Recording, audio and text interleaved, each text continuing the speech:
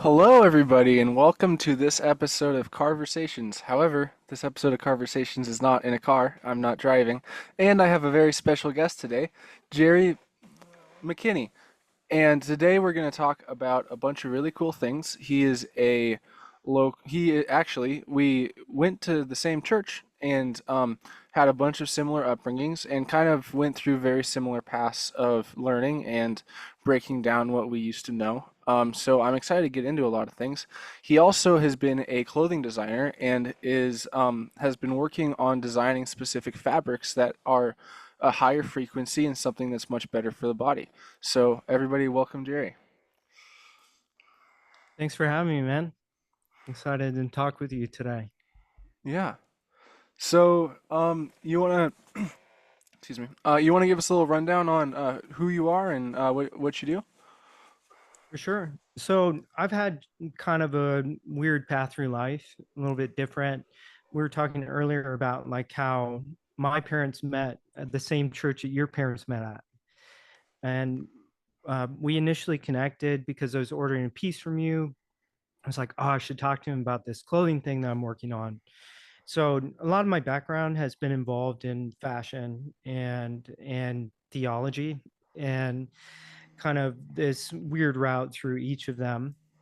But uh, in kind of this path I've been on with spiritual stuff and with health stuff, I eventually came to the clothing aspect of that search. And what is the type of clothing that we can wear that's best for us physically and also is best for us spiritually? Like, is there something that could be more uplifting for us?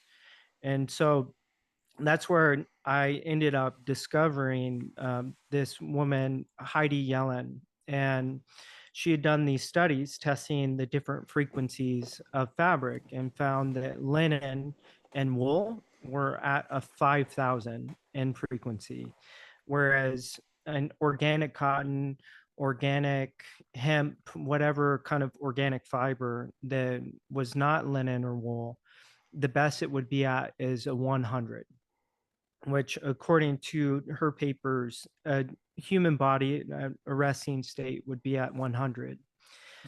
When you get into the synthetic fabrics, like whatever lycra, whatever stretch fabrics that we have, whatever are going to be produced like a petrochemical type of fabric that they're producing, that's going to be at a zero, which is the same as a dead body.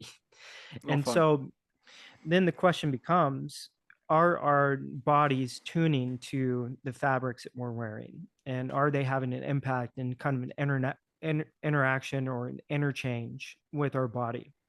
And when we wear these kinds of fabrics that are high vibration, is there some kind of positive benefit that we can get from them? And studies actually have shown that if you take flax, which is what linen's made from, the flax plant, and you have like a flax bandage or something and you put that on wounds, that it accelerates healing dramatically. And then when you start to think about it too, in terms of all of these religious movements and these cults that have been around, or these really spiritual movements, you often see priests in the same thing. They're always wearing linen, and everyone has their eat, pray, love moment. They come back from India wearing all these linens. And so there really seems to be a correlation as far as the impact that it has on us spiritually and such. And Heidi Yellen even went further to show, because in Deuteronomy it actually talks about not mixing linen and wool, not to wear blends of the two fabrics, that while they're both at a 5,000 equal frequency, that when you blend them, they cancel each other out because the frequency runs in opposite direction of each other. So I kind of went down this route of, okay, where do I get linen stuff? And linen typically all looks the same, and it wrinkles a lot, and there's a lot. It's more of a lightweight fabric. It's not so great for winter times. And so my idea was to go down this route of how can I make linen not look like typical linen, and even how can I incorporate this other stuff that has to do with health, like using copper thread and using washes with the fabrics that also can be elevating, because one of the issues that we have with the clothing that we wear every day is, what has that been treated with? What's in the dyes that they use to make your shirt green or your pants blue? And what are the different kinds of treatments that they're putting on your garments? And so beyond just the fibers, also all these treatments, how we can utilize those to be uplifting, to have health benefits. There are actually already brands that are putting CBD in leggings and using that for sports performance, to deal with inflammation and with soreness and that type of thing. And I think you could take that even further and have these different uses, these different kinds of washes that you could do, and utilize the herbs that a Mhm. lot of us that have gotten into the naturopathy type of angle, that we would use those in the things that we're wearing every day, because we're wearing these clothes hours every day. And like, what kind of impact are they having on us, and how can we utilize that and put it as a tool in our tool belt, instead of just kind of wearing whatever we think is cool. Yeah, for sure. And it's kind of hard for us to realize when we're going through our day-to-day lives that like every single thing that we're consuming is going to be affecting our energetic state, our emotional, spiritual state. And the linen specifically is really interesting because you do see through many different like many different heavy spiritual cultures, go from Jewish faith to, like you said, in India, like every single faith has these specific sets of clothing. Like you even see like the robes and stuff, or the types of stuff that like they depict that Jesus is wearing. It's all very traditional, not anything that we would wear today. And it's almost like society has tried to shun that type of material and try to go towards a much more fashion friendly. I don't know if that's the right word, but like a type of clothing that is you're trying to look as good as you can, or like have all these colors and these dyes and stuff like that. Kind of like they're trying to push the fashion to try and poison you as much as possible in a sense. And you take the energetic or the physical, like the bleaches, and you have all of the synthetic dyes that you have inside of clothing. But even on that other level where you're talking about the frequency, that frequency of the fabric itself is so pivotal. Like, and you have the ideas of like morphogenetic resonance, where you have all the different frequencies that are around you are going to be shaping and changing how you yourself are going to be like living at. And so I think it's super interesting what you're looking into, and I think there's a lot of potential there, especially what you're talking about with like copper and adding the different elements of grounding. I think that there's many ways you can utilize multiple parts in your clothing, even if like theoretically you could connect it from the top of your crown to the base of like underneath your feet. You could have a whole entire grounding system in your clothing itself, and grounding itself has been proven to help reduce inflammation like over and over again. And so I think you're really onto something for sure. Yeah, and like, I've really sensed a lot of energy behind it when I talk to people about it, because this is where we're at in culture. We're realizing more and more that the food system is totally screwed up, and that we've been tricked into eating high amounts of poison. More people are understanding what's out there around us in terms of Wi-Fi and 5G, and the soup of kind of this unseen attack that we're having on our body, and the impact of chemtrails, whether or not you think that's a thing. But it really does seem like our air quality, whether you think it's chemtrails or pollution or just the pesticides that are being sprayed on the crops that would be around you, or the grass that your kids are playing on. And when you take that further, then you figure out the food, you figure out the things that are around us, then people are realizing with skincare Yeah. and with sunscreen, with whatever kind of face lotion or body lotion, chapstick, all these different things. And we're going down to that level where we're saying, okay, whatever I put onto my skin is going into my skin. Yeah. And a lot of these things that are in our skincare are actually blood brain permeable, and they allow for toxins to go directly into our brain.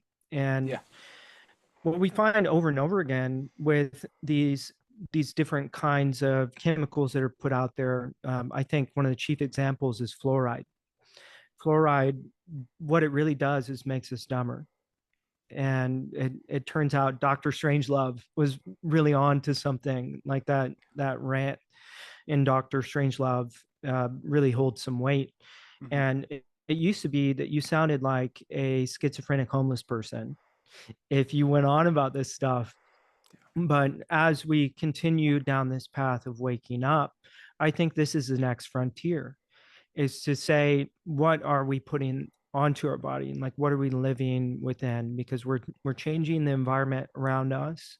Like we're doing these things maybe to clean our air, we're doing these things to clean our water, filters that we're putting on our water for a shower Yeah. or reverse osmosis through the home.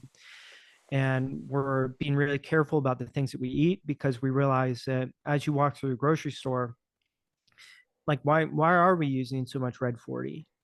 Like why Yeah. are we putting folic acid, and doing enriched and fortified stuff for our wheat, and like how much Yeah. of gluten allergy has to do with folic acid, and with the fact that our crops are being enriched and being given something that's meant to fortify our body and enrich our Yeah. body and help us get these nutrients, but don't exist in nature.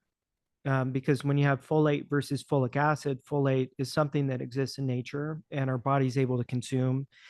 Folic acid is not something that exists in nature, and something that's only lab made and has a very negative impact with inflammation, all these other things. So, of course, there's a whole vaccine round, which I mean, you don't want to go too far down that. You leave that for maybe RFK or someone else to get into We can go as deep. deep down as you want to. Uh, yeah, I mean the vaccine stuff. It's become like one of those big talking points. Yeah. But like I mean, at some point, get vaccinated or don't get vaccinated. Like, and then what are you doing daily that is either poison or is health? Yeah. And I think that looking at our clothes in that way, and being able to create those items, because I know ever since I came across this research, I only want to wear my linen garments that I purchase. I only want to wear the cotton garments. Every time I'm about to wear something synthetic, whether it's to go to the gym or like I've ran out of the stuff that's like my basic pair of jeans or whatever, I have this pause where I think, but I know this isn't the best for me. And Yeah. to be able to create these garments, it's like, no, like everything about this is for your better. Yeah. And like everything about this garment has been constructed in an environment of love, because this is something we've talked about too. Yeah. Is I do wonder with plastics and with all of these chemicals that end up in our food supply and end up in our environment, if part of the reason that they're so detrimental to us as humans has to do with the energy that they're produced in and the Yeah. human For sure. cost. So Mhm. when you have something that's made in a really terrible kind of condition, and it's a sweatshop type of item, it's involving child labor, it's really bad for the people there. They're allowing chemical runoffs into the local water and into the soil around them. Like, does a part of that energy carry over? And like, does it live within the items that we wear and the items that we use on a daily basis? And so being able to say, like, opt out of that human Yeah. cost, and kind of that anti-human and that almost like demonic level of like, we're hurting people to make this, like, Hmm. or, and like I don't mean to attack any brand, but like, are Nikes soaked in children's blood? Like, and are these garments produced in a slavery type environment? We have these factories in China where they have to build nets around the building because so many people are trying to commit suicide. And like, what goes into our cell phones with the cobalt and the different minerals, the ways that they're brought out from the ground, and the types of environments and the human cost of that, is that something that's reverberating and continues on with our daily use of these items? Yeah, and I'm pretty sure it was Masaru Emoto who had his experimentations on water, and he would put different messages of positive, loving types of messages, and he would literally speak to the water, and he would look at the frequency. He would look at it under, I'm pretty sure, as an electron microscope, and then it was a very positive, like a harmonious, balanced looking type of cell structure. And then he would inversely, he would speak negatively. He'd say like, "I hate you," and he would put a lot of this negative energy into the water, and then it would have a very discordant, not positive state, and it looked like it was like chaotic essentially. And I think it's kind of the underlying energies of the whole entire universe. Like you also hear people like, don't let somebody cook for you who's pissed off or angry at you, or in general. It's like that energy is always imparted onto your creation. Like I know that I utilize that personal principle myself in my orgonite creations, because when you are able to impart the energies of love, impart the energies of whatever you're trying to give off, I mean, you can do a myriad of different type of positive energies into your pieces and creations. It holds that vibration of the creator in the state in which he created it, or he or she, whoever it may be. And so of course when you're we're having things created in sweatshops in really negative conditions, I mean, aside from the physical chemical issues that are going on there, on the energetic spiritual level, it's going to have to. I mean, it's kind of the laws of the universe that the your creation is going to imbue the energies of what is happening while it's being created. One thing I wanted to touch on too is that you mentioned going to the gym with the clothing and picking the right clothing for it. Some people may not realize that our skin is, it's known as a semi-permeable membrane. So that means that you will, like, you can dump a bunch of water on your hand and you'll watch it all fall off. But if you're sitting in a bath for half an hour or so, you're going to notice your hands all wrinkled up and it's been absorbing that water the whole entire time.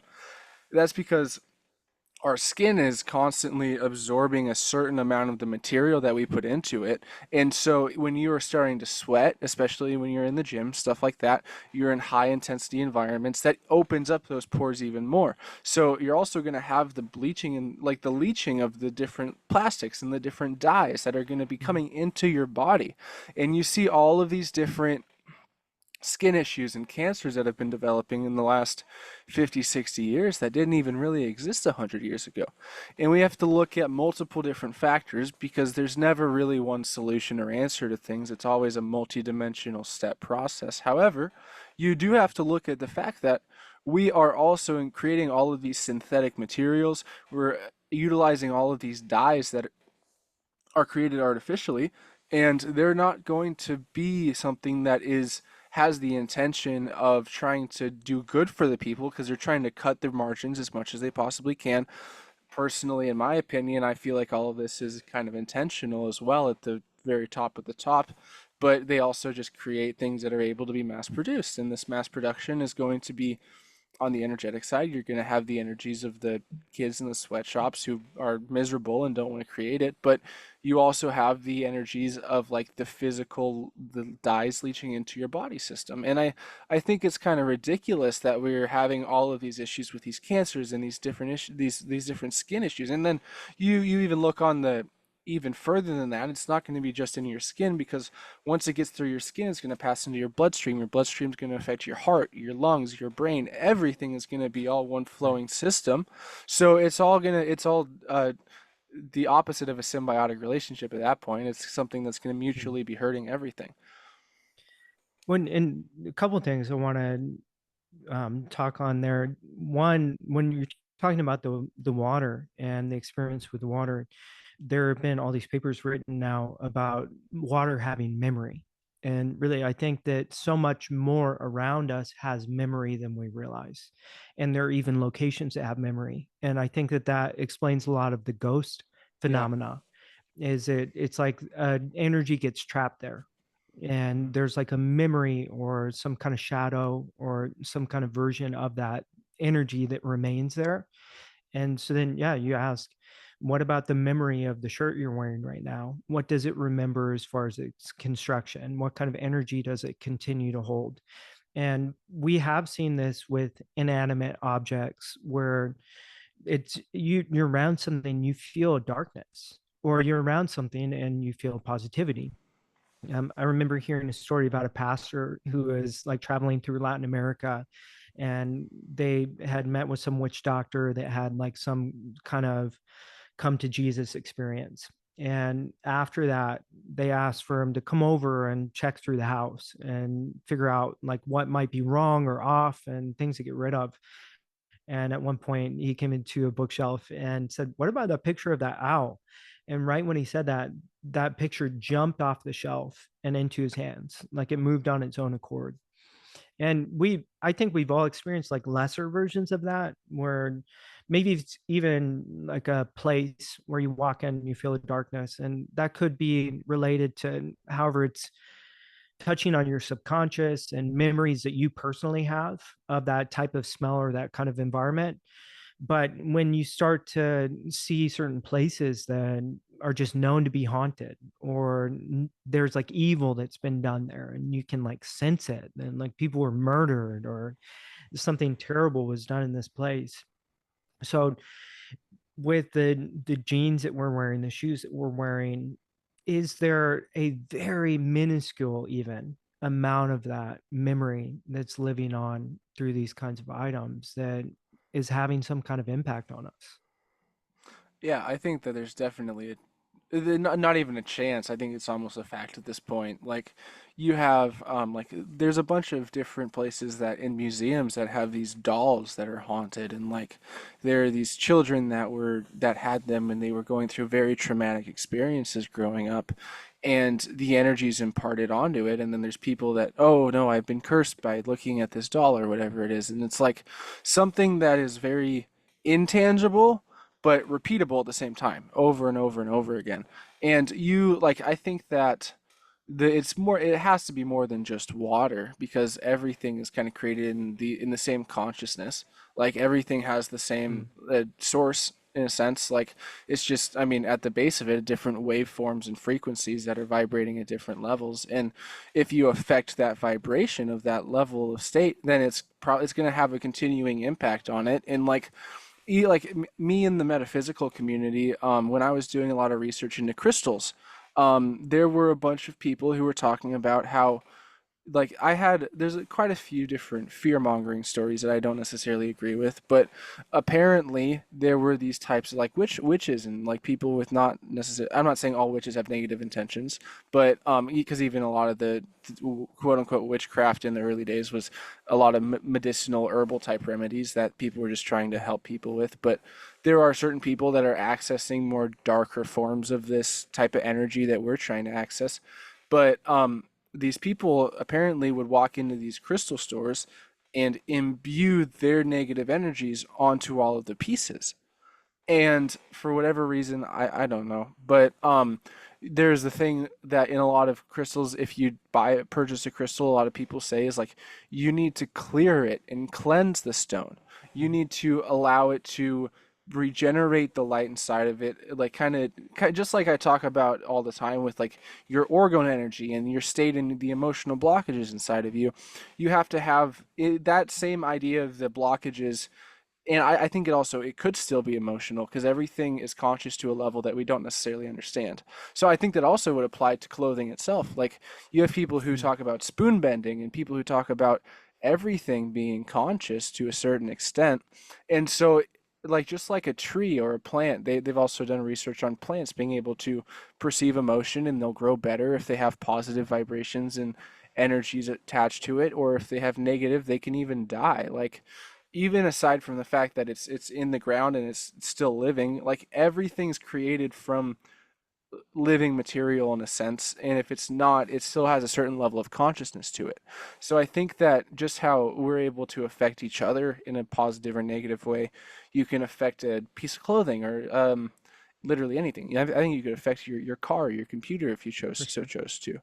And Well, so and I think what we're seeing though right now is brands going in this direction, and I guess we're kind of getting to the tail end of it, where the direction that they have gone in is this very like philanthropic, like, oh, we're gonna give money to people, or this virtue signaling of we're good for the environment and we don't produce a lot of waste, or this idea that they're somehow coming from this moral type of standpoint. We stand for good things. But when you actually look at the work environment of these brands, what does that look like? And so, like, great that Nike is trying to make whatever kind of political statement that they're on the right side of history, but what's going on in their factories, like, and what's the environment there? And so instead of the virtue signaling, where's the actual value? Like, what are your values, your true values, and Yeah. how do those values get passed on to employees? How do they get passed on to the supply chains? How do they get passed on to the environments that you create? And how does it get passed on to the customer ultimately? Yeah. Because when I start to think of just the structuring and the way that I built out the brand so far is to keep price points low. And I've worked in luxury fashion where I've sold $5,000 dresses, like I've sold $10,000 purses, and I'm someone that actually understands the value in some of these items because of the types of materials that they're using and how deliberate every design choice is. Like, there are purses where the pocket on the back of it, the angle's based on the Mona Lisa smile, Oh, wow. and where they're utilizing these fabrics and doing treatments in such a way that they actually control the farms that the animals are grown on, that then they use for the leather. And if they produce an item that is defective in some way, instead of selling that in outlet, some of these brands burn the item, Oh, wow. because they're preserving so much that level of, we do things deliberate, we do things at the top way possible. But easily, I think with a brand like this, you could charge a high price point, but then what you're going to, but for me, like, I'm thinking in terms of giving back. Like, I Yeah. want this to be something that is helping people. And I think that we're all meant to be of service in some way or another. And maybe some people get a little bit overboard on the idea of being of service, and they kind of lose themselves in service in a way. But I guess that's kind of a whole nother topic. But this idea, like, how do we do something that's actually good for humanity, Yeah. that's good for us? And all of this climate stuff, that the way that people have gotten off on it, I don't know if it's really helping. Whereas, like, if one of these major brands, clothing brands, comes out and says that, we're climate neutral, but then look at their factories, are there chemical runoffs from their factories? What is the human cost? Like, how are they Yeah. treating their people all along the process? And so being able to treat the people well, and that are producing the garment, and like have that kind of good energy that people are within, and that value there, like, not virtue signaling, but value adding and creating value, like, through every step of the process, all the way through to being able to give value to the consumer, like to the person who's purchasing. And that's where I see a lot of these brands could give back, because I know I've had these moments with working for Zappos or working for Nordstrom, or some of these companies where they're all about their lounge that they have, or like, we give you free lunches, Yeah. like, look at our benefits. It's like, wait, couldn't you just pay us more? Like, and isn't this just a cheaper way to not give us all raises? Yeah. Because if I'm looking at bottom line, you're making less money. And I Yeah. think it's great to give workers benefits and to have a workplace that's fun and like there's a good environment and all of that. But end of day, like, are you paying people well? Because that's what they really are there for. Yeah. And with the consumer, cool that you could do the Tom's thing of like, oh, you buy one, we give one, Yeah. or this, oh, these are the charities we support. Or like if you're going to donate to a charity, do you have to tell everyone? Why are Yeah, you telling exactly. everyone? For marketing. And so people will buy more of your product. That's your bottom line. Yeah, and Whereas that I don't mean to cut you off, but you're good. that goes really good into the line of like when growing up in the circles that we grew up in, it's the ideas of giving and tithing and all of those types of things. It's always like you have people that like even in like the New Testament where Jesus is talking to the priests and stuff like that, like there are people who will be outwardly like praying out like in yelling it out in the crowd so everybody can hear how good they are, but then you have that other person right next to there who is not able to like just cowering in a corner, keeping to themselves, trying to be humble and like open and authentic.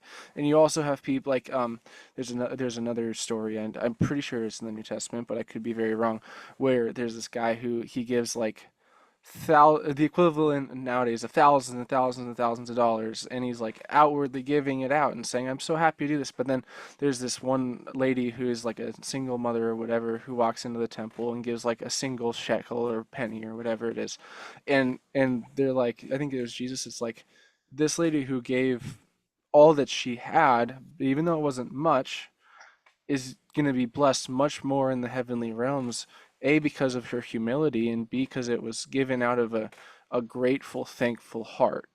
And when you see all these people who are outwardly giving these things, just like, we're going to support this random charity and organization, which I even go to the ideas of like, what are the odds that they are going to be utilizing that money in the charity? I mean, the percentages of money that's given to charities that's actually given to the cause that they're supporting is usually like abysmally low. Like it's horrible. And like you're talking about, like if people actually want to start these different movements and these organizations where, like it's if you have a giant multi-million-dollar company, you can easily start something with positive intentions that's actually going to benefit people. But if you just say, hey, I'm going to give to these people, love on me and give me more money because I feel like I'm doing something good, like that's further continuing that cycle of shitty energy that's being imparted into the whole entire business, which is going to end up being imparted into the product and into the customer.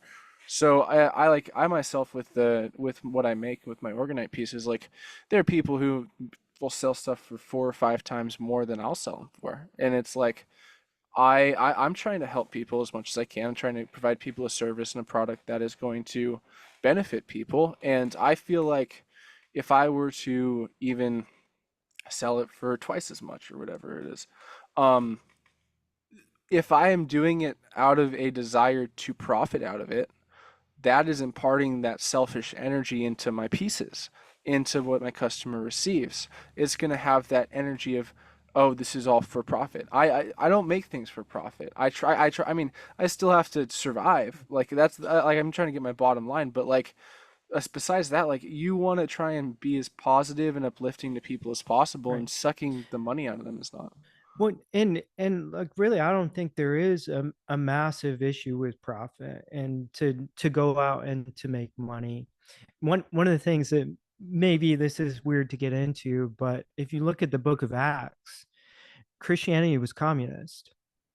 It was an actual communist group where they pooled all of their resources together and paid for things as they had needs as a group. So capitalism is not Christian by nature. Like, and No. I don't know how they've been equated when, if you look, if you're trying to be down this route where it's like, no, it's like so Christian to make maximum profits and capitalism is Christ, basically, is some of these conservatives tout it almost that way. Mm, And I'm not capitalist, I'm not communist, like all the isms and is, like I could not give less a crap of each of them. Like I think yeah. they all have fallacies, and they all end in some level of fascism where the top gets more and the bottom gets less, and people abuse power regardless of what the title of the power is, whether it's capitalist power or communist power. It's still going to be abused by Yeah. whoever can abuse it And and I saw whoever doesn't recent have like a right heart. Yeah, and I saw recently there's this reel. I mean, technically it could be wrong. I don't remember who posted it, but it was talking about the ancient Greek cultures and that the philosophers were the people who were in the highest status, but they were not allowed to have a bank system. They were not allowed to have their own house. They were forced to be completely separate and detached from the money-making system because you had to avoid corruption at all costs. And when we're living in the system that we're living in, it is rewarding those who can figure out the loopholes, figure out ways to screw over other people. And I mean, the two of us having a conversation here isn't going to be able to magically solve all of the Oh, for corruption sure. in the Yeah, world. for sure. But if we shine a light on it, and if we say, hey, here's a Yeah. way that we can think of from a philosophical, moral standpoint to try and say, hey, let's start kickstarting the more positive energy side of things, like even like from the Right. level of the frequencies of the fabric. I'll let Right. you continue. Well, and kind of what I was trying to get at with the profit stuff is if you create a product that's better than everyone else's product, and the kind of energy that you put into that increases the value of it, where people are willing to pay a higher amount, then there's no harm in that. You're creating value, and people see that value and they buy into that value. And there is this kind of limitation kind of thinking, or this scarcity kind of thinking, that it's like you either have to be this person who's very hedonist and self-interest interested and like an egomaniac and like only whatever I want, or there you have to be pious and you have to have a little and have small means. That those aren't the only two roads. Like you can live in abundance and without like a scarcity mindset. You can allow people to pay high prices for a product that is very well made, because I mean the cost for you, and then the energy cost, as well as the scarcity of an item, like you can only make so many, right? And so all of these things dictate pricing, of course, but the broader kind of idea being like, are we more concerned with virtue, or are we more concerned with value? And like virtue to me becomes very like mouthy, like it becomes very words type of like, let's paint a picture of like Yeah. this is how things are, whereas value is very tangible. Value is something very felt, like it's something kind of deeper. And when we can infuse things with value, people see that value, they're able to buy into that. And I think it's kind of this weird space that we get into and that we are in as a culture, where it's like, name a guru, name a pastor, a preacher, which maybe it's a little bit easier within the Christian world. Name a spiritual leader or some kind of leadership type of person that's free, that isn't going to charge you $5,000 an hour or $5,000 a month, or force you to pay for their Patreon, or Yeah. buy them a virtual coffee or whatever it is to have their service. That's something that I think is kind of gone by the wayside. Like, and I know growing up in church, it's one of the things now I look back and I actually have respect for, is that these youth pastors and these small group leaders and these people that were involved in discipleship for me, even though turns out like a lot of what they said was untrue, or like that they were off base with a lot of stuff, and there was a lot of human error and a lot of ego and that kind of stuff involved, at least they weren't charging me these exorbitant fees Yeah. The like it is intention was now there. if you want a coaching. Yeah. Right. And like, where, so I understand where people are coming at when they have a healing modality or they have some kind of leadership course. It's like you can only do so many of them. And it is like there's almost this law of exchange, and like maybe it's a hermetic principle, or maybe it's a biblical principle. But when you don't contribute toward something like that, where there's not some kind of offering, where there's not some kind of, no, like i'm I'm receiving this and it's something that I don't even deserve at what I'm giving, it doesn't even feel like payment, but here's something in exchange that is Yeah. like showing that I'm investing into this and I give it value. And it is kind of intriguing that if you have a free course versus a paid course, how seriously people take it. Yeah. and how they're willing to listen and how many notes they're taking. Maybe comparing a church service where people can walk in for free or some kind of religious gathering to a course at Cambridge when somebody has actually paid their own money to go to that Yeah. school and it wasn't just mom and dad's money that is in your trust fund to pay for it. Like when you pay for something, there is this like investment into it, there is this like energetic exchange that takes place. And so I guess I'm just kind of rambling, but I No, don't you're good. think there's a bad thing. And really, like, I'd compare it to, you hear people say, I don't want to have kids right now because I don't want to bring them into this world. Then you also have people that are like, I don't want to be rich because like we have a wealth problem and people are really greedy. It's like, okay, so if you're the person that's saying, I don't want to bring kids in this world because look at this world, then either you are the kind of person we need to have kids, Yeah, exactly. or you're the kind of person we don't want to have kids. And like in some cases, it's like, oh yeah, you are one of those ones that I'm glad you don't have kids. Like, Yeah. but in a lot of cases, that's someone who's thoughtful, that's sitting there and saying, I don't want to raise a child poorly. Like I had a bad childhood. I don't want to repeat that. And they're going to treat their kids well. And we Yeah. need more people that are raised that way in the world. And the same with wealth. We need more good, wealthy people because wealth is a resource that has an impact on culture around us. Like Yeah. it determines what we're watching on TV. Wealth determines what our politics are with all the lobbying and how money goes to different um, politicians. It determines the health of our community in a lot of ways.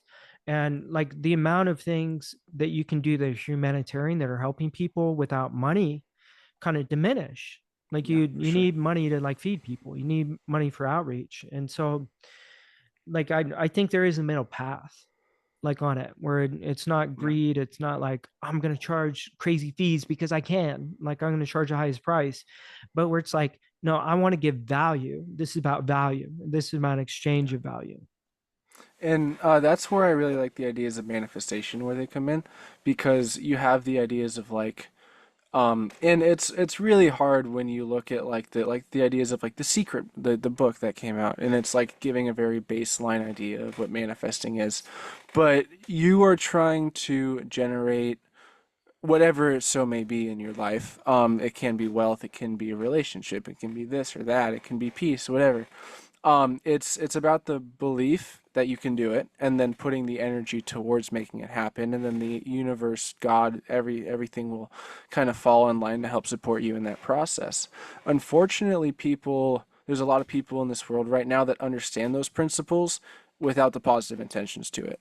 And so you have these people who are constantly in these sources of power that are lobbying to further their own agendas and to further the own corruption and greed that are happening. And unfortunately our government, I think we already said this a little bit, is gives an much easier time to those people who are able to skirt the system and be able to do things for their own gain because they want to have those types of people in there because they know they're able to be controlled, will continue Right. this agenda.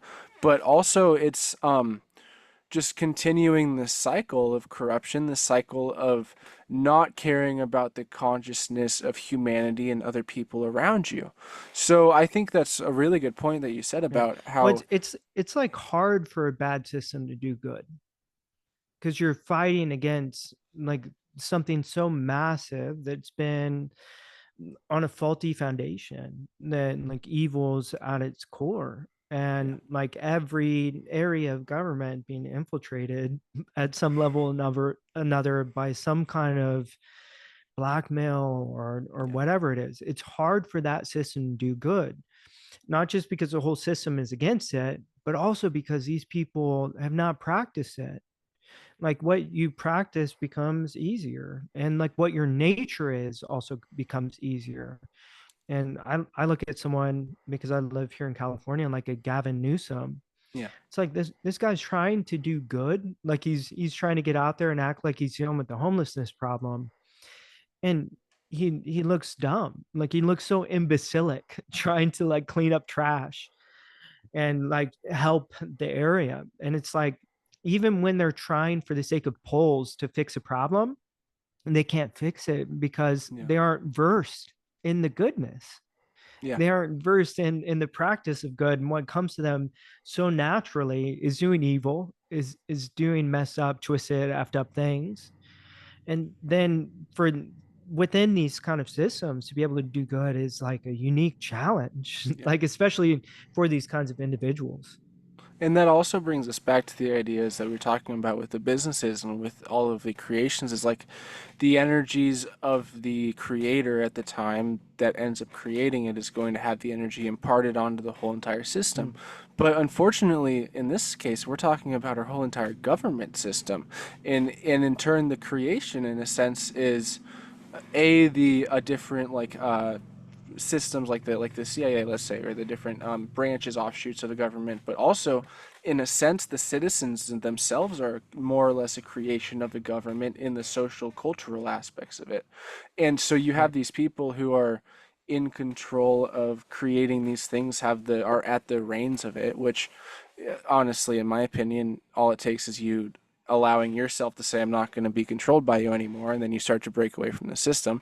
However, so many people who are in that unconscious state and don't realize that they have their own personal power are just at the whims of all of the energies of the people Mm, who are above them.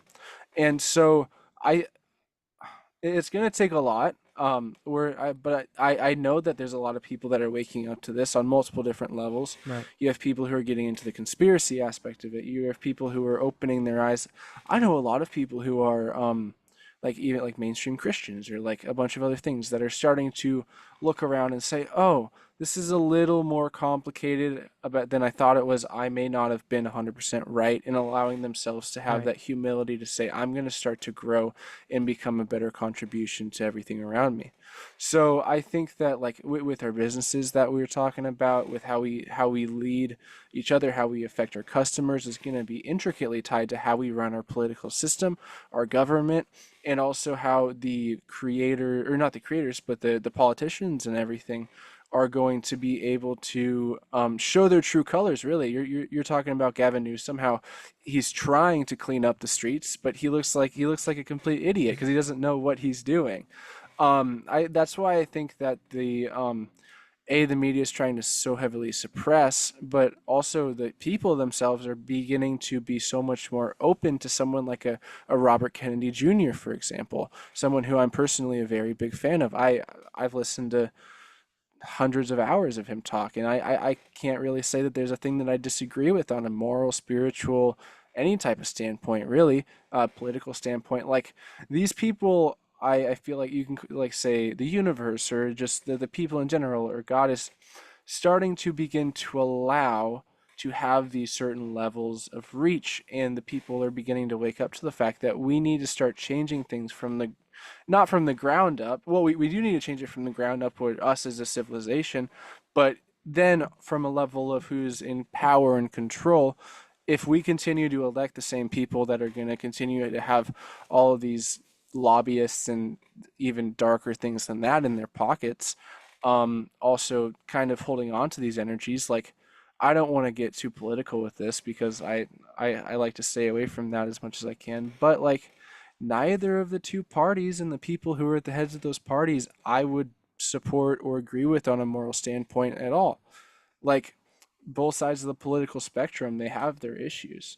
Like people Right. are all um looking to find this savior and just not looking at like why don't we take it down to the roots and say like we people say we're a Christian nation, which I think is kind of funny because the country was founded on Freemasonry and all these other things, but who weren't necessarily just Christian. But that's the whole world we live in where the true knowledge is occulted.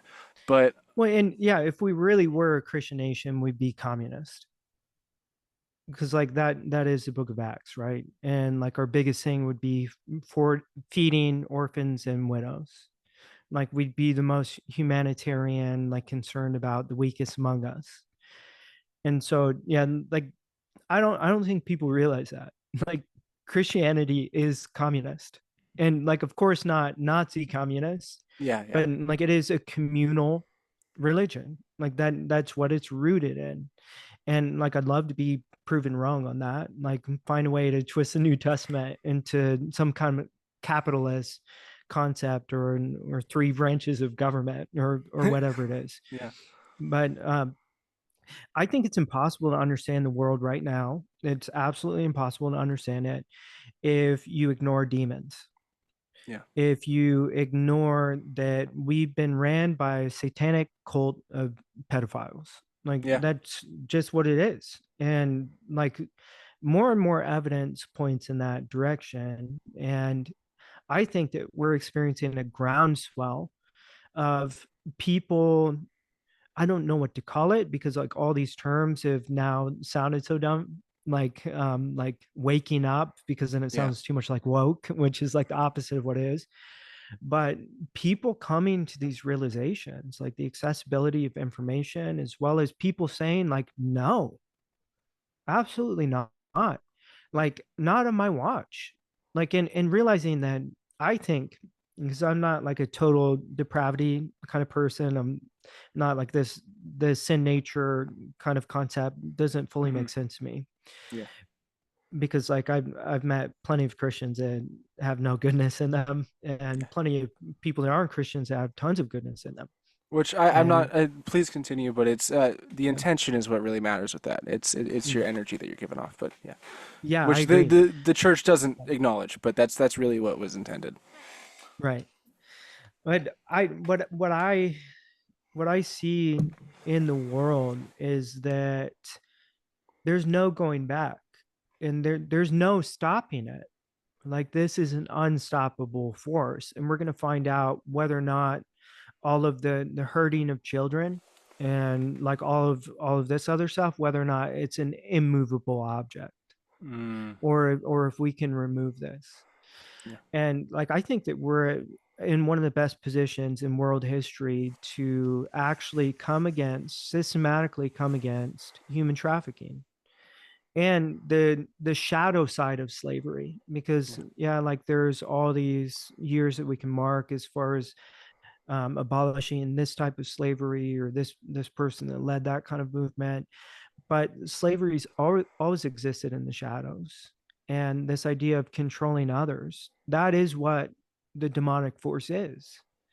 It's causing suffering and asserting control, and trying to manipulate and control people. Like that is what we're facing up against. And it is intriguing to me because I'm hearing more and more people talk about this idea of like we're in a war of good versus evil. Like we are up against, like Paul had said, like it's against principalities and powers. It's not flesh and blood that we're fighting. Hmm. And it seems like we're on this trajectory of more people realizing that. But one thing that I'm thankful for, which I'm kind of going off on this other angle right now, but I don't know if you've come across Richard Rohr, but No, enlighten us. incredible Franciscan tradition. He's I guess within that tradition you're a friar, or or like what the title is, but like pastor, Christian individual. But just so open-minded and like really balanced on things. And I guess one of the things that bothers me the most, like maybe on like Christian Twitter, is like, when did we lose our curiosity? Like, when did Christians lose their curiosity about other people and their beliefs? And like, there's something dehumanizing about apologetics and this idea of evangelism, that I'm going to have the perfect response for you when you tell me your beliefs, and I'm going to poke the holes in it, and I'm going to deconstruct it, and I'm going to debate you, convince you that I'm right about everything that I've built up, and whatever, however many years of your life that you've devoted to becoming the person that you are. All of that is dumb. Like all of that is wrong because it doesn't align with my beliefs. And so I'm going to save you from hellfire by convincing you that everything that all the reading you've done, all the contemplation you've done, all of the spiritual practice you've done is completely bullcrap. Yeah. And you need to believe what I believe. Instead of like, oh, what do you believe? Why do you believe that? Like, what do I have to learn from you? And that humility, like I heard this one speaker, he's talking about how globalized we are with certain aspects of culture, whether it be food or music. Like one day we'll have Indian food, the next day we're having sushi, the next day we're having a burger and fries, and we celebrate that. It's like fun, like to go to like an authentic place that has great food and to celebrate that culture and what it means. And same with music, we're consuming different versions of music, different instruments that have to do with different regions, and we have a respect for that. But then there's this catch and this like nervous tick that clicks in whenever it comes to a foreign source of wisdom. Yeah. And often when that's related to spiritual, where it's like, oh, that's demonic to believe that, or like, no, you're wrong. And this kind of aggressive behavior that we have toward wisdom that doesn't come from our own culture. And really, like I think that everyone on this planet's a mirror. And that's not to say that they're all here just for you, but it's to say like whatever issues are coming up for you, like when you see someone else's behavior and you want to talk out about something, you want to criticize something, you want to judge something, and you want to argue and debate and all of this, that person is reflecting back to you something within your own heart, within your own energy. That's where the energy lives, is within you. And like I'll talk to friends about this with forgiveness, and like people have all these arguments about forgiveness, like why they shouldn't forgive, or why they should forgive in a certain way, where it's like go to the person and talk to them and like make it this whole big thing and give them the opportunity to make things right, and you got to go Yeah. make things right with people. So either this like, no, they did this, they can't be trusted, I'll never forgive them. Well, where does that energy live?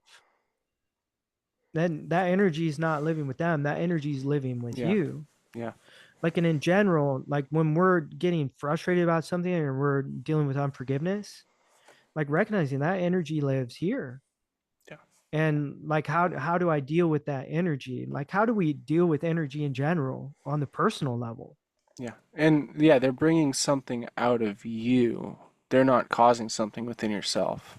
And so sometimes it does take you going up to that person and looking through that mirror of their own interactions with you to realize the internal imbalances or the refusal to, it's not even believing them, because like I don't we're not called to believe everybody that we talk to, but we're called to listen. Like we have to listen to people. We have to be kind and respectful even in the Christian faith. You're not like Jesus said, don't judge others lest ye be judged. Like you're not supposed to go up to them and say, hey, I'm going to give you all of my different reasons and ideas, and I'm going to have my stance. I'm going to debate you, and I'm going to just be an asshole to you the whole time. If your intention even is to convert them, I mean, like in the Christian circles, like convert somebody, which is what their intentions usually are, you're not going to do that by a bunch of anger and hatred, because they are looking at you like, what the fuck is wrong with this person? Like, why are they so angry and upset? They must not be on that right path. Like, and that's one of the many issues I have with the church today.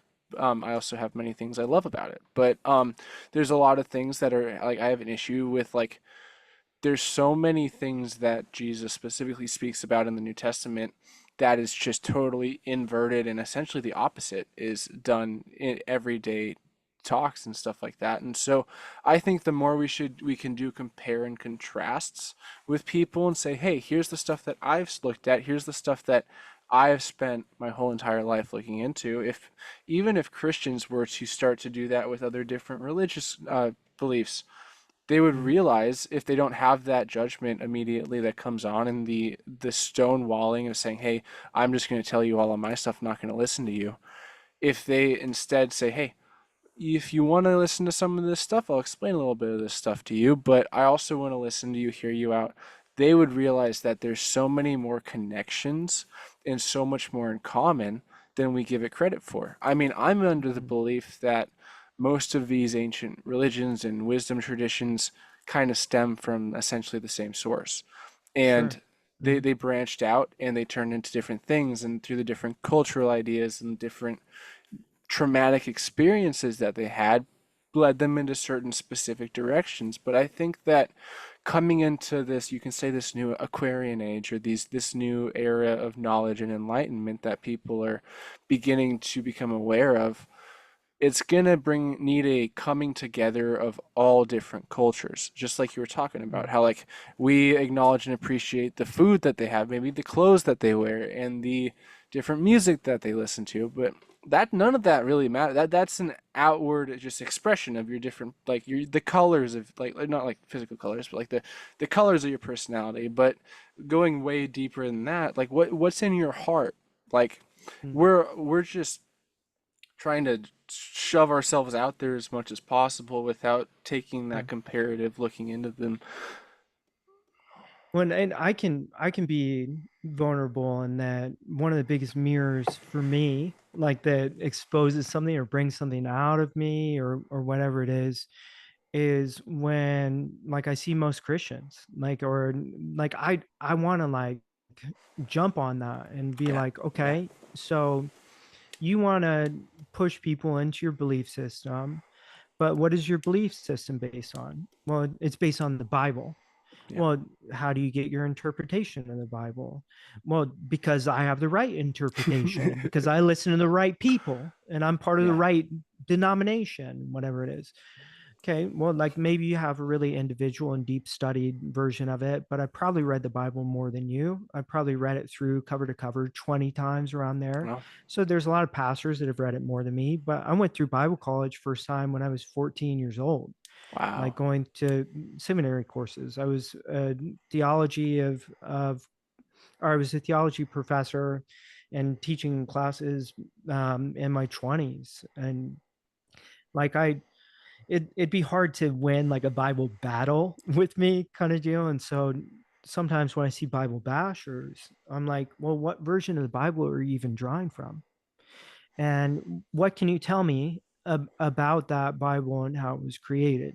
And this is something that like I end up spending too much time on because it's like I'm always like curious, like how do we get this book? Because really it's not a book, it's a library. yeah, Because I mean, each individual book is written by somebody else. And there are books that have been admitted, there's books that have not been admitted, and there's like kind of forbidden section books.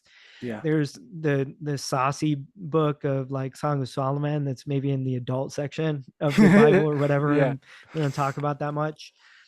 But throughout the years that it's been since Jesus walked the earth, like how has that come to be? And yeah, where most Christians start is plenary verbal inspiration, which is the idea that God inspired the Bible, even down to the choice of words. So every word of the Bible is true. And then taking some from some Pauline epistles that like every bit of the word is usable for life and reproof and like all these different uses. And so it's not just 100% valid, but it's 100% useful. And like I think that really one thing that we've lost, because whether or not you believe this allegorical concept of scripture or this literal concept of scripture, I think that we kind of lost the power of allegory. And I yeah, was thinking about this in the instance of Plato's cave. So yeah, like you're aware of the word yeah. But picture of Plato's cave. yeah, give a bit of an explanation though. I'm not even an expert on it, to be honest, but like essentially you have these people that are in a cave and they're chained to the cave and they're seeing shadows and Mhm. they're understanding reality from this kind of limited perspective. But one thing that I was realizing is like, wait, so these are cavemen, these are cave people. How long was it after Plato's allegory of cave people did we get the concept of cavemen or cave people or Neanderthals? Yeah, And the answer is um, thousands of years. yeah, Like yeah. this is like a 19th century concept that we have of cavemen. Hmm. And I think that we're in this age of scientism where everything is like To be honest, I think most archaeology is fake, but For sure. we downplay the allegory, like that. There's value in the allegory of Plato's cave, like, and that's what we should be focused on with cavemen, like not Yeah. like building some kind of science into like this is where men came from. Yeah, That's like cool, evolutionary like it can be biology and stuff. interesting. Yeah. Yeah, which I think most of it is farce and Yeah, just is for kind of sure. a misdirect, and just taking our focus away from allegory. And I think people do the same thing with scripture, where it's like, Hmm. do you not realize how rich and valuable the allegory is, Yeah. despite like whatever kind of theological dispute you're going to have, like fighting amongst each other, like a house divided against itself, like fighting about, like, this is my eschatology. No, this is what I think about it. Like, Yeah. how silly it all becomes when you're losing the allegory, like whether or not it's literally true, like in Moses split the Red Sea and like each part of it, whether or not it's literally true or it's just allegory. Don't lose the allegory. Like, don't Yeah. lose the meaning and the value of these texts, which, like, I'm shocked at how many Christians like can't even get past a golden rule. Like, Yeah. can you treat other people the way you want to be treated? Do you want to be treated like everything you say is wrong and that you need to change your belief system? Do you want to Yeah. be treated like you're an imbecile? Do you want to be treated like you deserve to be punished for eternity because of what you believe? Do you want to be treated like you're demon possessed? Like, I'm saying, you're not even human anymore. You're Yeah. controlled by some kind of foreign entity just because you believe something different than me. Do you want someone chasing you around, picking apart your life and pointing out everything that you have done uh, wrong according to a book that you don't even subscribe to? Yeah. Like why Christians do this, it baffles me, where it's like, I'm going to judge you according to a book you don't care about. Okay, cool. Like, fun. But then if you then apply this same kind of lens to, okay, so we believe in, like, Christians believe in plenary verbal inspiration down to the choice of words, according to what text, according to what manuscript? Well, like, it doesn't really matter because I believe that God inspired all of it. So that's where the learning stops. Like, that's where the Yeah. research stops, and they don't look into the text. And then on the other end, either you have people who don't care because they're like, I don't read that book anyway, Yeah. or the people who are trying to discredit it and say it's all wrong. And like, the Bible is just all cultish and Jesus never existed. And like, I don't know about you, but I have like almost like a, like, maybe this is just because of my childhood, but when someone says something like truly nasty about Jesus, it feels wrong. Yeah. No, I agree. It feels like dark energy, like, Yeah. that's behind that. Yeah. And like, I mean, there's something about that kind of like attacking Jesus and his character, like twisting it, that just feels like on an energetic level, like outside of any theological thought, outside of any kind of concept of like, is it okay? Like, what was the historical Christ? When it's like an actual twisting, or like, I'm going to discredit everything, that Yeah. energy is palpable. Yeah, for So, sure. yeah, so on one side you have plenary verbal inspiration, like the already assumption according to faith that God inspired the word exactly like it is. Other side you have the critics, who a lot of them are like kind of this antichrist, like gross energy that's like, I'm going to discredit everything. Or the apathetic, like where people actually looking at the history of scripture that are impartial, that are saying, okay, it's weird that Jesus spoke Aramaic. Not a lot of scholars disagree with that he spoke Yeah. Aramaic. Yet we don't have any Aramaic manuscripts. Some people even claim Jesus was illiterate. We know he wasn't because he wrote in the sand, at least from No. that one instance, like with the Yeah. prostitute. And it is ironic that the one time Jesus proved his literacy, is, well, like as much as his ability to write, the one time he proved it was in saying, don't judge people, you piece of crap. Like, Yeah. to the people that were trying to stone the woman caught in the act of adultery. Like, that story, like, they come to him like saying, this woman was caught in the act of adultery, should we kill her? What should be done about her? Hmm. Jesus sits and writes in the sand, and slowly, one by one, people leave. And like, he makes this comment like, whoever's not sinned cast the first stone or whatever. Yeah, I actually But had a like, question for you real quick. And go. this is totally, I mean, conspiracy theory type stuff, but it's funny that you brought that up because last night I was having a conversation with my father-in-law, and we were talking about a bunch of different things. I brought up the Book of Mary and the non-Qumran scriptures, which is an absolutely beautiful passage. But he said something about how he thinks personally that that woman who was spoken about, like the woman that Jesus saved, could have been Mary Magdalene herself. Right, right.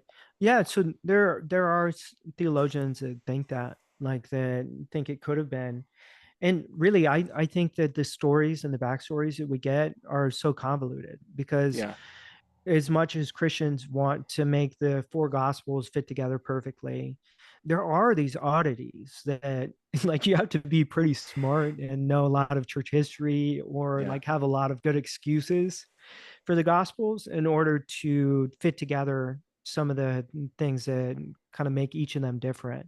And like there is something peculiar about the things that are missing from scripture. And I know there's something that we've talked about before that intrigued yeah, us, like the lost years of Jesus, yeah, for sure. and like whether or not he was involved with the Essenes in the group outside near him in the Red Sea, and like how much he would have been influenced by that tradition, whether or not he did international travel Yeah. and like was under any of these kind of mystery schools, whether through Egypt, because we know from the Gospels themselves that when they left Bethlehem, they went through Egypt. And Hmm. so like he had no schooling during that time, or maybe he came through some schooling, and then some oddities with overlap in terms of like the emerald tablets of thought, Yeah, like those. Okay, like at least we can see the way that some of these puzzle pieces could fit together. But like the whole idea of like the 66 books and like all these books, no more no less, yeah. exactly how they're written, even though Jesus spoke Aramaic, and then we don't have a single complete manuscript until 400 years after his ministry. Which Before the that, we only United have States has been fragments. founded significantly less than 400 years ago. For everyone's like, to give people a scope Right. of like how long ago this was, is like the time from when Jesus existed to when the first texts were written is longer than this country, the United States, has been a thing for. Well, and like, why do we even trust these dates either? Yeah, Is true. something I'm curious about. Like, how do we even know that it was 400 AD? And like, have you gone and inspected them yourself? No. And so it's so wild because I've compared it to like it's almost like a Jenga kind of situation, like or like I was talking about with Calvinism earlier. You have like this idea of total depravity, and from then there it's like the tulip, you know. So like T stands for total depravity. U is like, what is it? Undeniable or whatever, grace, like. And then like each one of the tenets, it kind of like constructs this teepee, like, or this like interconnected, and like it relies on the other tenet to stay intact. And I think that somewhat like preservatives in food, like these kinds of things are good to preserve movements, but are they the healthiest and are they closest to the source? No. And like I think that some of the Christian faith stuff, that it's been about preserving the faith more than it has been about conserving it, like, and keeping Yeah, it like it was, like, and allowing it to have freedom of expression. Like, I think Jesus was meant to be a lot more like open source, use a lot yeah, more like blockchain, like, and less like Wikipedia, like we're yeah, we're constantly updating it, and like nobody knows where it started, and like maybe we see some notes about it, but like there's like try to confirm that the scripture like is accurate, like try to confirm like who the actual writer was of one book. And like even if you're going back to the Old Testament, a wild thing happens where like you're told it's Old Testament, so it should be older manuscript, like, so we yeah. should have more records of it, like, or maybe less records because it gets lost of time. Hmm. But like it seems like more this ancient preserved thing, but the manuscripts we have, the Old and New Testament, are the same age. Like we don't have like better manuscripts for either. Like not even through Jewish people, we don't have better manuscripts of the Old Testament. And like a lot of these periods, like there was a lot of forgeries going on during those times. The Catholic Church or the Vatican had complete 100% control over the text Yeah, for 1,500 years, like after the time of Christ. And like they did such a poor job with it that Martin Luther had to happen, and the yeah, Protestant movement had to happen. And then, like, what nobody talks about is that Martin Luther didn't think that the Book of Revelation should be in canon. yeah, yeah, yeah. Which Like, and that's really like the cornerstone for a lot of different things that the mainstream faith will pull from about different different ideologies that are locked into their mindsets. It's Revelation is the book that is pulled from, and right, like the if it's idea of not, keeping the 66 books, like not yeah, adding or subtracting. That's all. The idea of hell, like yeah, so much of like our doctrines of hell and demonology is based on the Book of Revelation. yeah. Like our idea of like churches and all of that, and like a lot of it's based on the Book of Revelation. Yeah, and then this is kind of not tied to it, but you look at like the Book of Enoch and how that was omitted, even though it's included in the Ethiopian texts. And the problem is you have like multiple different instances where Jesus and other characters in the Bible will mention the Book of Enoch, and we'll pull different things from like what those books say, but then like they'll reference it. However, it's now not canon. What for what reason is it not canon? Even like Right, I know the Book of right, Enoch is split up into. I haven't read it yet. It's one of the things on my list, but there's separated into four different books, and the first book is 100% written by Enoch, which Enoch was the one of the few only people in the Bible. I mean, besides Jesus, and I'm pretty sure Elijah or Elisha, I always mix it up. That did not die. That was directly sent up into the heavens as a. You can say they ascended, or that God brought them up to be with Him. Which I like looking at the ideas of like Enoch became the archangel Metatron, and there's a bunch of other really cool things related to that. That's a whole different story we'll go into on yeah, a different episode. But it is really interesting that there are certain things that are like, and I mean I just yesterday last night had an argument with my father-in-law about this. I'm like he actually was a lot more uh, open-minded to a lot of this stuff than I expected. But it's like, first of all, the Book of Revelation was the cornerstone to quite a few of the argumentative points, and in my mind I'm like, but it's not really canon, but whatever. But the yeah, ideas of like how certain books like you said with the Revelation, like you can't add or subtract one single word from this or else you're going to be like tortured in hell forever or whatever. It's like it's blasphemy to yeah, take it out. It's like there are so many I don't know the right word, but so many things that lock you into very specific principles that keep getting mm, followed. But even the book right, itself, or the 66 books of the Bible, aren't necessarily related and connected to the ideologies of much of the mainstream church nowadays. right, right.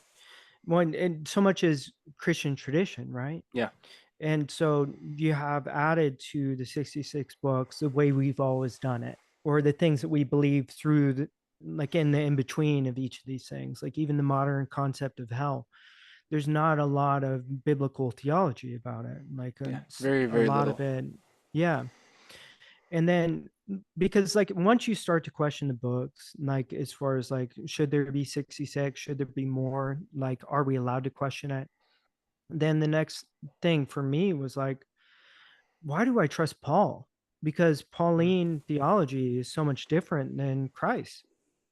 Like so much so that it seems like the book of James was written as a response to it.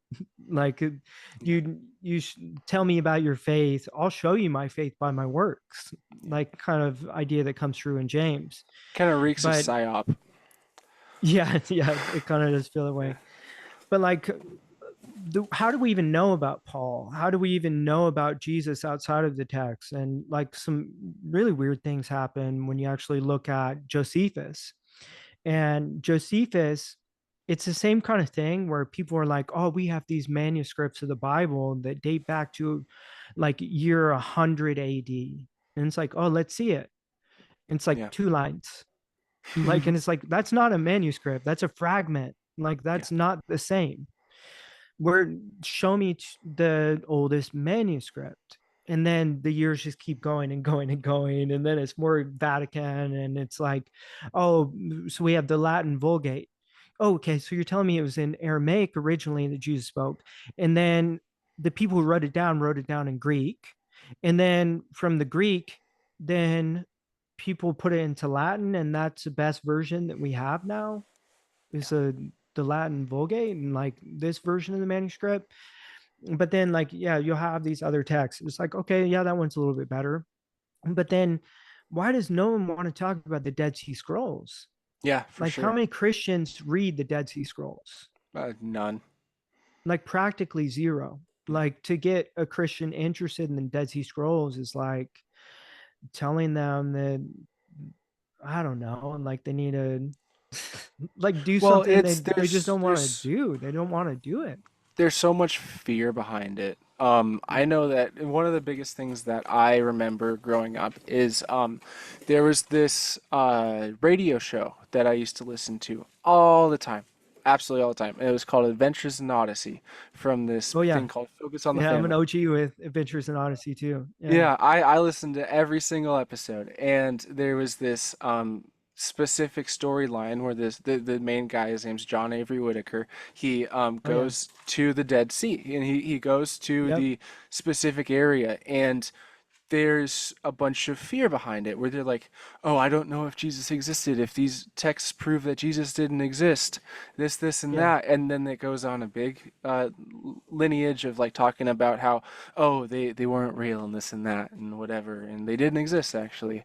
But thing is like the Dead Sea Scrolls aren't talking about Jesus not existing. That's not even what it says. Like there's so much Right. fear in the Christian faith of what's unknown and what is intentional. Like it's funny because like the idea is like the occult. The word means hidden, but for Christianity, anything that's not Christian is a cult basically because it's all Right. hidden. Right. Well, So and not just that, but it's also like a laziness, I think, yeah, because it's like, oh, I already have my consumer ready, nicely packaged, modern translation. Like I spent a while trying to figure out on Amazon which version of the Bible I wanted to buy, and yeah, I talked to some friends and they said this is a good one. Now I have it. yeah, yeah, yeah, Like, do you want to read these other things that are like in dense language that like may or may not upend some of the things that your pastor's saying on a Sunday and are kind of hard to parse and understand? No. Like, I just want to like take my kids to Sunday school and have a little break and sit back and hopefully they sing the worship song I like. yeah, yeah, Like, yeah, so I think the laziness like is part of it too. Like, and I'm not trying to say all Christians are lazy, but like it is wild because when you talk about the Dead Sea Scrolls and them being discovered, the timing of it, first off, like hmm in that decade, like of the 1930s, there was a weird amount of things happening. That's yeah, when Roswell happened, the Philadelphia experiment happened, the founding of the CIA, MK Ultra program started. So you have like aliens, you have conspiracies at a global level, you have upheaval and kind of this restructuring of the world post World War II. And in the middle of all this, all of a sudden, some shepherd boy is like out near the Dead Sea and like falls into a cave and discovers these things. And and then like you have all these people that go there to parse through them, and like it, I don't know how many scholars were sent, but like the way it was handled is just crazy. Like I yeah, think it's one of the worst handlings of anything like in history. Like, not to sound Trumpian in the assessment of it, but like in history is the worst way that you can handle something so important, yeah, because you yeah, have like 12 different scholars. They all have different, like most of them, except for one, John Marco Allegro was like all of them were like clergymen. And Yeah. like they're already deciding how they're going to read this text. No one's impartial to it. So they're treating it as religious text, not as historical text, and not to be good exegetes and like to actually understand the text for what it's saying. And then nobody releases anything for 60 years. Like John Mark Allegro is the first person at 30 years after discovering the text to release any of it. But then that turns into this whole assertion that Jesus was actually a code word for psychedelic mushrooms. Yeah, I've heard And that. yeah, and writes this whole book, The Sacred Mushroom and the Cross. So like that's the first guy we have release anything over the course of 30 years is Jean Marc Allegro, this guy that thinks everything's about mushrooms. Yeah. Maybe it is, maybe it's not. Like, but like we were saying earlier, there is something weird about like when you attack the person of Christ like too much, like it just feels off energetically. But then like finally we get the Dead Sea Scrolls like after like 60 years, and then like it seems like they're coming up again. Like the same kinds of things are happening where it seems like World War III, it seems like alien invasions and like aliens are in the news again. It seems like everyone's talking about demons. Like it seems like psychedelics are coming back into popularity like Hmm. they were back in the 70s. And in the middle of this, all of a sudden people were talking about the Dead Sea Scrolls again. Yeah. They're actually looking at the historicity of the Bible and talking about the Council of Nicaea for once. And like I'm shocked at how many people talk about the Council of Nicaea and think that that's where the biblical canon was decided. Because like according to historical accounts, it's not even what it was. It was about creating the Nicene Creed. Yeah. Yeah. Yeah. It was about Trinitarian doctrine and elevating Christ the through their doctrine of making him a god, and that it was the Father, Son, and the Holy Spirit. And this idea of the Nicene Creed, like I believe in Christ the Father, I believe in, or believe in God the Father, I believe in Christ the Son, Holy Spirit, God in one, like in baptism and like all of this stuff. They packaged it together and said like consumer ready. Like, and then we have this like Roman adoption, and like it just so happens to coincide just really nicely for Constantine Yeah. with all of his political needs and what he needed to do in unifying Rome and kind of earmarking a new time for Rome and getting rid of anyone that was in opposition to him, and all aligned pretty nicely for him, along with that Nicene Creed. Yeah, for sure. And the Nicene Creed, for anybody who's not really aware, is where there were multiple different factions. And correct me if I'm wrong on any of this, because you know plenty more than me. But where multiple different factions and different, essentially what we consider like Baptist, Protestant, Evangelical today, they all got together in a room, and in the Council of Nicaea, they put together this specific creed or doctrine that every single specific faith would agree upon, because there was so much difference in every single one of the faiths. Well, and then anyone who disagreed was put into exile or probably was executed, Yeah, especially like on the scale of like they were a teacher or a theologian. Like they yeah. eradicated anyone that disagreed with that. And so that was 325 AD that they had the Council of Nicaea. And so we're talking about 325 years after the birth of Jesus or the ministry of Jesus, Yeah. that they're sitting down and having this discussion. So what happened in those 325 years, which is a long time, like we were Hmm. saying earlier, it's a really long time. So there were all kinds of different churches. There were all kinds of different beliefs about Jesus and different types of Jesus followers that Yeah. would have sprouted up. And this is actually something that we see. Like, have you seen the show Loki? The first season. And it's pretty fun show, but like they have like this time adjustment Yeah, bureau type yeah, of organization where they go and they prune off any timelines that they bridge off in the wrong direction. It's Mhm. almost like the Vatican has done that to different versions of Christianity throughout Yeah. the thousands of years, where it said, oh, the Bogomils, no, I don't think so. The Cathars, I don't think so. The Nassines, I don't think so. The people who disagreed with the Council of Nicaea and had some other doctrine that was not Trinitarian, I don't think so. Yeah. And and I don't mean they would just dismiss it; they would murder like at large scale, like massive amounts of people. Like the wars against the Cathars were pretty huge, and like I don't know the numbers per se, Yeah. but we're talking. I know it's more than just thousands or hundreds of Yeah, thousands. It's and like it's not just in that situation. It's like you're making me think of like the idea with the Irish with St. Patrick, where the yes, killing of the snakes. It's not actual snakes. There never were snakes that existed in Ireland. They were the Gnostics, and in those the who believe. Druids, yeah, Yeah, and so this is something that's repeated over and over again in history. yes, Like, and and why too? Yeah, not like even I just always ask why, yeah, yeah. Oh, exactly. because like Because why you were they a don't need threat?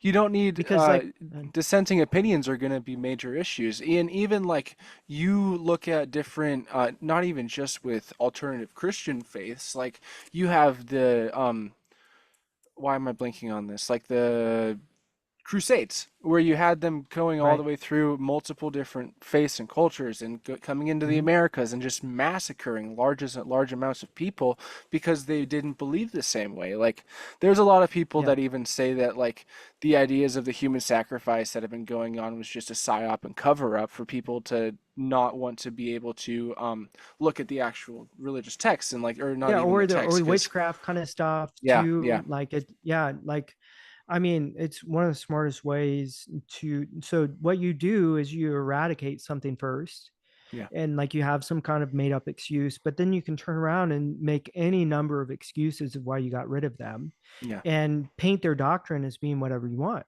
mhm, Like, and that's what we have. We don't have any surviving texts from the Gnostics, like directly from them, like beside yeah, the Dead Sea Scrolls, like they were a Gnostic group. But like so many of these groups, like we only hear about them in the letters that priests are writing against them and negating them. yeah, This same, because if I'm real with you, like I think it is demonic to go to someone and say, your beliefs are wrong. yeah, Like I think that's wrong. I think yeah, that that is like because what it's saying is you have to believe the same thing as me, which is control. yeah. Like I don't want to just control your actions. I want to control your mind. Yeah, and Like that's what that our country was that's founded demonic. upon. Yeah, Is it was the Freemasonry and the different secret societies. Essentially, they say it was Christians in the mainstream, but that's not what it was. It was people who were right, practicing these occult different principles who were getting, just like we're talking about, eradicated by the Vatican and stuff like that. And so right, they came over here and they said, which I mean, this could just be psyop on psyop. I don't know, but it was like these different mystery traditions were trying to find ways to be able to practice without having to be eradicated and destroyed and underground. Like this is right, something that you had an attempted solution for, in a sense, because you saw this consistent issue with the fact that people were just getting taken out if they didn't believe the same way and subscribe to the same beliefs. And now we're kind of returning to that, a similar ideology, which the sad part is like our country truly was founded on freedom of ideas and freedom of beliefs and of speech and all of this stuff. But then now we're coming back to this point where you can believe what you want to believe, but you're going to be treated like a crazy person for believing certain ways. And right. there's certain ideas, and even like the Christian faith, like they're propagating like you need to believe in this way, and we're going to hammer it into your skull otherwise. Yeah. Well, When they celebrate indoctrination, right? yeah, Like they, it's like, like the oh my, revival idea and stuff like that is kind mm, of scary. yeah, yeah, because it's like we're celebrating like someone just thinking what we think, Yeah, like in being able to control people's thought, whether or not like it deserves the weight of hell and the weight of eternity. There's something demonic about trying to control other people's thoughts. Yeah. like in the way that they see the world. Like let them see the world the way that they see the world. You have Yeah. interesting things to add to it, do that. Like if you have interesting things to challenge, do that. But this idea that people have to be homogenous Yeah. and come into the same belief fold, otherwise they're going to burn with fire forever. Like, and you can't question that. You can't question the idea of hell. You can't question the idea of like are millions of trillions of people going to this place of eternal torment or not. Don't Yeah. question that. Like, because then you're guilty of it. Like you're going to go to Yeah. hell yourself if you question it. It's kind of the implicit comment there. But like I mean, the hypocrisy. I think Jesus would be calling this out so much if he Oh, were for here sure. today. Is a hypocrisy that you're constantly talking about demons, yet you don't realize you're participating in demonic behavior Yeah. that Yeah. is vile with anger, with judgment, with hatred toward other people, and Yeah. demanding control over them and like That was controlling their beautiful. behavior. And Yeah. like, what if we back that down? Like, what if we, because so we are in a war of good versus evil. That's what Hmm. this realm is.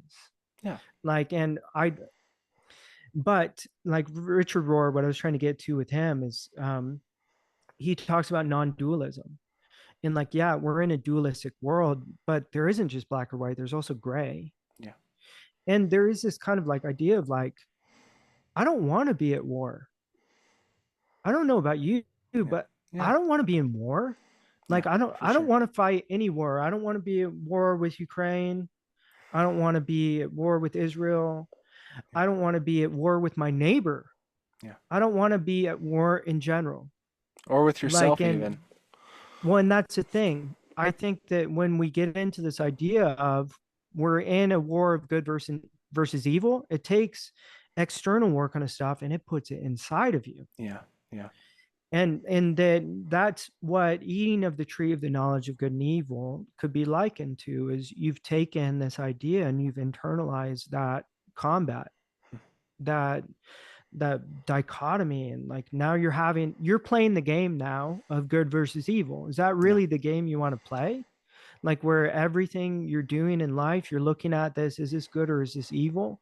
Like in everything, it's like you can't even watch a show anymore. Like once you get to the point that some of us are at, like with understanding symbols and all of this, you can't even enjoy a movie anymore because Yeah. everything is like, you realize it's all demonic, like it's demon overlords, like Yeah. then or pedophilic that are running our country. And it's like all of Hollywood is inundated. And Yeah. like there's Jeffrey Epstein everywhere. Like we know that there's Diddy, like that did in music, but that's just rap Yeah. music. And Well, guarantee it but the exists thing in is every that other kind. as soon as they give the go ahead to out these people, you know they've got replacements already, five replacements already behind them.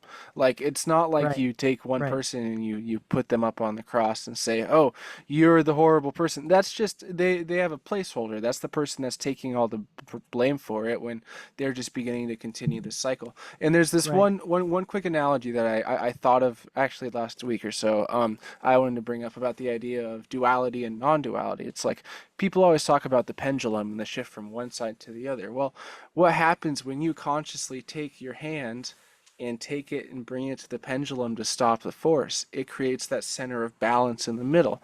It takes your conscious intention to say, hey, I'm going to stop this pendulum from continuing to swing. I'm going to put my own conscious intention into this thing, and I'm going to allow myself to reach a state of balance. And that's something that we need to really understand is like it's like it's almost like the unconscious way reality works is that duality, the pendulum shifting from one way to the other, but and you can't bring it to that balance, to that center point, to that area of true understanding until you put your conscious mind there, you put your attention to it, and Right. you allow yourself to be still. When there's something really powerful about heart mind alignment. Yeah. And like I don't even understand it entirely. Like and but there's something about like an energetic center of your heart as well as like your conscious mind and being Hmm. able to bring the two together with imagination, with breath work, whatever it is. And this is actually something, I don't know if you've heard of Greg Braden, Mm. but he has some really incredible stuff just about like God in human flesh being written on our DNA, Oh wow. and like, yeah, like on encoded on every cell in our body is God in human flesh, but like the actual word like Yahweh. Oh wow. And so Christians interpret that like, oh, like, yeah, because God's inside of us. And then other people could interpret it like, no, we're divided like as one like larger God thing into an Yeah. individual. And like, no, it's like we actually are God, like, but in human flesh. Yeah. But regardless of the interpretation, what I was really getting at is that he goes into the book of Thomas, getting back to like Nag Hammadi kind of stuff. Hmm. And like, oh man, I wish I could quote it well, but there's this verse in Thomas that basically is like, when your heart and your mind come together on something, you'll have it. Yeah. And there is like this actual power, like when you're able to bring like heart and mind together, like maybe that like heart is representing desires, or something even kind of more like embodied, like, Yeah. or something more somatic, right? Like where it's like dealing with some kind of practice where you're not just like thinking, right, but you're like Yeah. feeling into Yeah. it, and like, and bringing feeling into imagination, and like the imagination and feeling coming together, that like that somehow sparks something Mhm. to take place. And like, to me, like that's like flow state, like, Yeah. and there's something Yeah. spiritual in that, and where you're like, hey, like this good and evil is war stuff. Like I get it. And I played that game a million times. And like I Yeah. was born into that game. I've been eating that fruit for a while. But like what happens when I eat from the tree of life? Like what does that represent? And like Yeah. to me, that's just more like it's so generalized, right? Like the tree of life, like we tree of knowledge of good and evil, there's a lot to dissect. Like what is the tree of life? Like, and to me, that's Hmm. just like being in experience, like being that Yeah. experiencer, like shutting down the commentary and the questions that are saying like, is this good or is this bad, is this evil or is this good, like are they evil or are they good, can I trust this, Hmm. can I trust that, like Yeah. where's the danger, where's the danger, where's the danger, kind of this fight or flight, like, because back to the demon, like it's impossible to understand the world right now without demons, like it just is, in my Yeah. opinion. And like, by the way, demons are not unique to Christianity. Some of the first texts by the Sumerians were about ghost demons and the like, and like delineating between the different groups. Yeah. Like, but like I really think that demons, they have to eat, and what they eat is our negative energy Yeah. Yeah. Yeah. and like our suffering, like it's their food. Mm. And like as we live under this kind of environment of good versus evil, like it's creating suffering, like constantly having to judge every little thing as good or evil and be Yeah. concerned, and all the fear that results from that, and the black pilling that results from that, where it's like, man, like how do we even stand a chance, like everything's out to get us. Yeah. But like when you get back to that flow state, or like that heart mind alignment, and you're able to like, instead of be that critic of good versus evil, be that enthusiast about life, and like find the joy in the small things, go out of your way to help someone, like Yeah. smell the flowers, like actually like drink water, like Yeah. learn how to, something simple as breathing, right? Like, and slowing down your breath, like how life changing those things can be. Yeah. For sure. Um, this has been an absolutely incredible conversation. Um, I do need to get going, unfortunately. Yeah, Um, sorry, man. You're if looking a you little no, tired too. no, Rambled no, a no, lot no, there. no. Oh no, Yeah. I'm just absorbing. It's amazing. I love it. I'm a little tired, but that doesn't matter. Um, Yeah. I would love to continue either later today if you have the time, if I when I'm back, if you are still free, Yeah, or sometime maybe tomorrow, because I want to continue this conversation. One thing that I wanted to add is that when we were talking about the Dead Sea Scrolls, I grabbed my copy of the Nag Hammadi let's go. Scriptures, and Yeah. I flipped to I think the synchronicities are always boundless, but the teachings of Sylvanus. Mm. And I just wanted to read this first little bit that I read because it's incredible. And it's very similar to what we're talking about with everything. It kind of ties everything together. So I'm going to read the first little bit. It says, let your mind be your guide. Put an end to every kind of immature conduct. Acquire for yourself strength of mind and soul. Strengthen your struggle against every kind of foolishness, consisting of the passions of erotic love, base wickedness, love of praise, fondness for strife, tiresome jealousy, wrath, anger, and an avaricious desire. Guard your encampment with weapons and spears. Arm yourself with all the soldiers which are words, with the commanders which are counsels, and with your mind as a guiding principle. My child, throw every robber out of your gates. Guard all your gates with torches which are the words, and by these means you will acquire a tranquil life. But the person will not guard these things will become like a captured city, desolate and trampled by wild animals. For thoughts that are not good are evil beasts. Your city will be filled with robbers, and you will not obtain peace. Only all kinds of savage beasts, the evil one, who is a tyrant, is lord over them. While he is directing this, he dwells beneath the great mud. The whole city, which is your soul, will suffer destruction.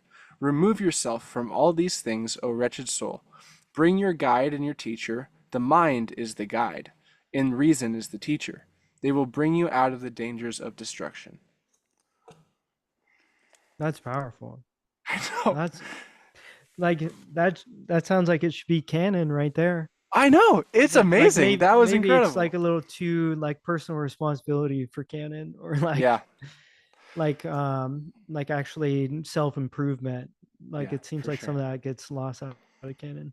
That was a beautiful passage, and it tied Bit of right into what we've been talking about this whole time. I thought it was pretty crazy, but okay. Thank you so much for coming on. You are absolutely incredible. You literally are incredible. thanks, man. If you are up for it, there's quite a few people that I think would love to hear what you have to say, and I think that you are a guiding example for a lot of people. You have a lot of knowledge that many people have been scared to acquire just purely because you were born into it. But then now you even more fear of the knowledge that you have grown to learn and grown to understand with all of this all of these different ideas that are not spoken about in the Christian community. I think it's something One that people really need to wake up to. and if I can just end with one thing too. Yeah, So like I don't know all the facts. Like I get several wrong. Like I've studied this stuff all my life, but I'll never like I won't have read everything. There's plenty of people more educated than me, and like finding my place in some of this like has been like a struggle. Like what can I actually talk about? Like that I yeah, know like completely. But I think what I take comfort in is like it's not just about like knowing the truth. Like, and that's kind of where we get stuck is like knowing the truth. What's the truth? yeah, What's the yeah. truth? It's about having the right relationship to truth. Hmm. Like how do you relate to truth? How do you relate Yeah, to ideas? How do you relate to other people? Like, and when you situate that relationship and like when you come into yourself and being able to not be fighting mirrors like we're all out there fighting yeah, mirrors, yeah. but to say like no, I'm gonna relate to the information around me in a healthy way. Like I think Hmm. there's something powerful in that. And so whether or not I said something wrong or you said something wrong or we got a fact wrong or here or there, like I think that's a larger lesson in Yeah. all of it. It's like It's can the you relate to allegory it of with the it. right heart? Right. Yeah, it's the understanding behind it. Like really, it doesn't matter if we got a specific date wrong or if we got a specific idea wrong. What matters is the intention and the ideas of like, A, look around you. Don't be afraid to do your research. B, let's start learning and communicating with understanding and love. One of the biggest things is like I hammer this in all the time as much as I can. Is like the Christian faith is called to love and not judge, and yet every single interaction they have with anyone outside of it, which are the people they really should be trying to minister to, is filled with judgment and anger. It makes no sense. And Right. so that's what I think the biggest thing is like. And I don't know how many people who are in the mainstream Christian faith are going to listen to this podcast anyways, but the more important part is like we ourselves, like I've had issues. I had a lot of hurt towards the Christian faith for a while. Like it was Right, really hard for me to talk to certain people, but like even like my mom and stuff, like I had a really right. hard time having conversations about this, and I'd have so much anger behind it. But then I Mm, realized, oh wait, I'm doing the same thing that they're doing to me, which doesn't work for right, anybody else. So right, let me right. start to grow and live and show by example, just as Christ said. Well, and just like that passage you read, like really so much of like our attacks on other people or like Yeah. that outward focus and like that breakdown of relationship, like as much as we want to justify it by like we're fighting for truth or like they're Yeah. wrong or they did this, like that breakdown is it starts with a breakdown internally, Yeah. like a Yeah. breakdown with yourself. And so like I realized because I'd get in big arguments with people on Twitter about theology and be like, you got to stop judging. And then they're Yeah. posting threads on like why you should be able to judge. And here's all the verses. It's like, you're just an a-hole. Like you're just a Yeah. massive a-hole. Yeah. And then I realized that me going after and attacking them, yeah, it was like you said, like Yeah. I wasn't seeing the mirror. And so Yeah. like a couple times I like apologized. I'm like, hey, I don't want to do this. Like, I'm sorry I brought this up. Like, it's only going to cause further conflict. You're just trying to convince me of your beliefs. Neither of us have a curiosity. Neither of Yeah. us have a Yeah. respect there. So it's just combative. And like the right relationship with you, what it comes down to is like combating, like resolving the war inside me. Yeah. Yeah. So like, it's like, why does this make me so mad? Oh, because like I'm hurting in this area, Mhm. or because like there's a conflict in my life and like there's these two things I'm holding that don't come together and mesh together right. Yeah. And it there that's always the real work. And then the other stuff, it should be fun. Like the discussion should be fun, the playing with ideas Yeah. should be fun and like just add to it, right? Hmm. And help us take and internalize better Yeah. It should be constructive, not tearing people down. for sure. So, yeah. Well, But it's awesome. fun to tear it down sometimes, to bring it It all is. down. It is. Tear it down with love, Right. and it's okay. Right. All right. Well, All right. have a great rest of your day, or if it works out, I'll see you tonight if you are available. If not, no worries. We'll figure out another time. Yeah, But we'll definitely get a part two going if you want. Yeah. yeah, oh, I'd love one. You are welcome to be a co-host, and we can talk about things all the time. So, appreciate it. Yeah, I'm gonna let you go, and everybody have a great rest of your day, and you too. All right. Thanks, man.